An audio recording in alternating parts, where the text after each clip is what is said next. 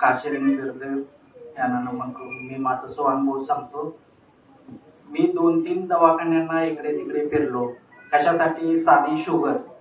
तरी शुगर होती भरपूर, पण 2 रविवार मी इथं आला आणि फक्त मागून घेतलं, तब्येत बरं होती, आमच्या घरातल्या सगळ्यांना चांगलं ठेव, एवढंच म्हटलं. काय नको, काय आहे देवानं देत राहतोय, तरी पण मला आमच्या घरा परिवाराला चांगलं ठेवा.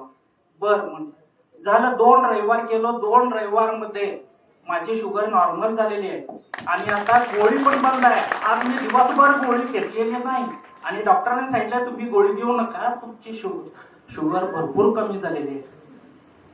आणि एक आमची आई 18 वर्ष तंबाखू घासत होती. 18 तास घ्यायची, घासायची. वडील वारल्यामुळे आम्हाला बोलता येत नव्हतं. तंबाखू घासू नको, घासू नको.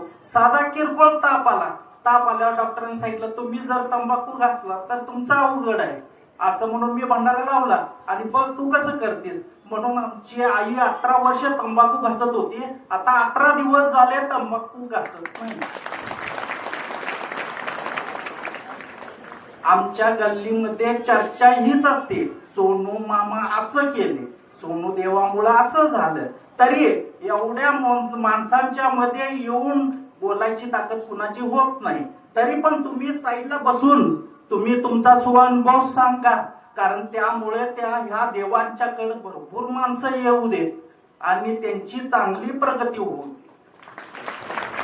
हेच माझा स्वानुभव सांगतो. देवा तुझ्या नावाचं याड लागल, विठ्ठलाच्या